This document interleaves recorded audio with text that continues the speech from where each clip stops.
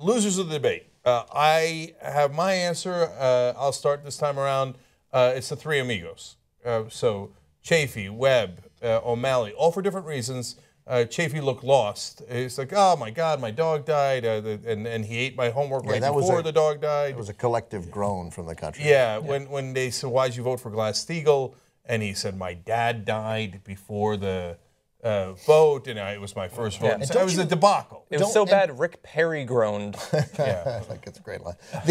Why is it that they can't do what we all know would work, which is he could say, I just got there, the vote was 90-5, I wasn't totally up on it, and I just went with the majority. I thought that was the safe thing to do. I enormously regret that vote. It was wrong. We don't even have to get. No, I'm saying, but it was a mistake. Yeah, it was a mistake. It was a rookie mistake. It was a rookie. One of my first votes was a rookie mistake. Coach, put me in the ball game again, okay? And I'm coming. And you know what? I'm going to undo that mistake. Yeah, that's right. And I'm going to undo it as president. That should have been the answer. That was such a weak, comically weak answer. Jim Webb was missing his neck and apparently airtime because he complained about it nonstop. Yeah. There was some chance that he was going to murder Anderson Cooper, but luckily it didn't happen. Anderson again with my time. My time, okay? It's the weakest move you can make in a debate. That's right. And he seemed whiny because he did it over and over again.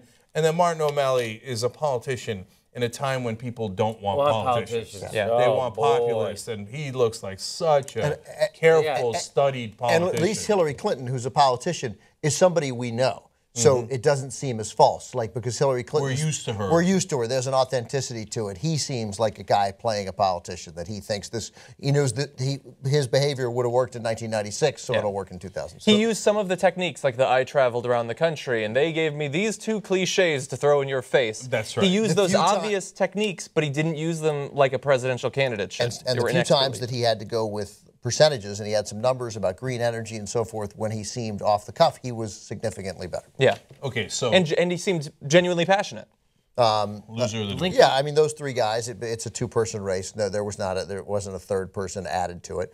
I would say that a loser of the debate is Joe Biden, because I think the idea that there needs two things happen. One, Clinton was strong and electable and didn't stumble, and she's a really good candidate, and I think she's going to be president of the United States in 2016. He needed to see weakness at her. Secondly, if you want an alternative to him, there is one. His name is Bernie Sanders. There are two people in the race getting in now. Hard to see what his argument is getting in now. Well, here's the, if Clinton left the race in 8 days, I get that he'd come in. But since that doesn't appear to be happening, I'd say he's not getting in. Bernie, the problem with Joe Biden getting in is that his positions are exactly the same as Hillary Clinton's. So then the only thing left for him to do is attack Hillary Clinton, which dries up all the goodwill people have for Joe Biden, which is the only thing he has. And that's a great point, Jimmy, because those polls that show him doing, as always, polls about things that aren't happening are largely immaterial. That's why the head-to-head there's some insight in that. You see Donald Trump doing much worse than the other Republicans. It's because people don't like Donald Trump.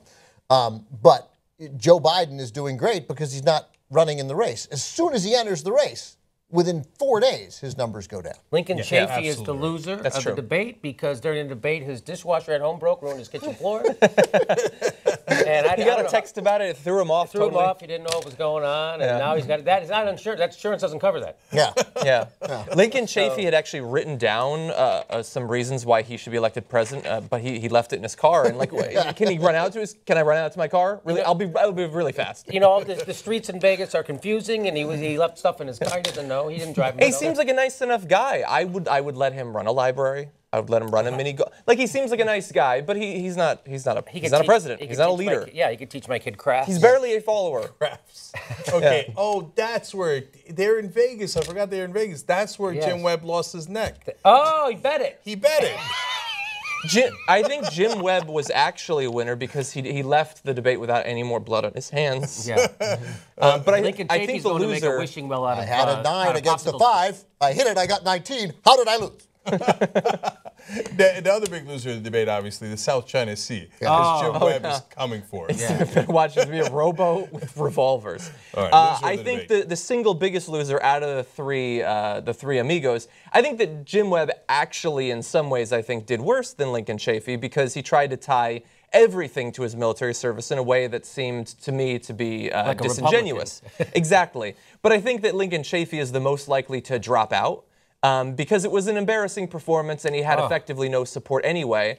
But I think that's a fairly forgot to file the paperwork, so he probably doesn't exactly. need to So he doesn't even need to leave. Yeah, but I think there's the secondary loser in small part, and I called him the winner. I think that of all of the topics that Bernie Sanders knew he was going to be asked on, and he generally prepared extremely well for all of them, his response to the guns question I find to be unacceptable currently. I think that the whole thing about the rural and we just need to bring people together, as if the position that we have and the position that the Republicans have on gun rights and school massacres, that there's, well, we can go halfway between a massacre every 2 weeks and a rational gun policy.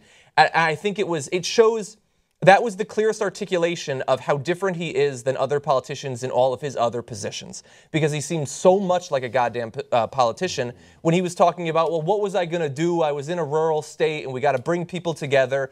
No, your whole campaign is about getting rid of that kind of thinking. You can't leave it for one section of your policies, especially one as relevant and as timely as gun policy. I think it's a great point, John, and I think the same argument works. Like, yeah, look, I was a senator from a rural state, and I think that I was too myopic in how I looked at this. Yeah.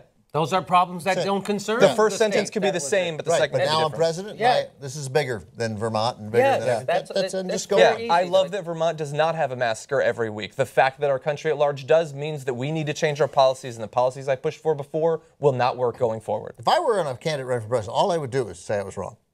Okay, I think I'd get elected. Last night I made like 12 mistakes. I don't know. Frankly, I didn't do a lot of research, and I was hungover.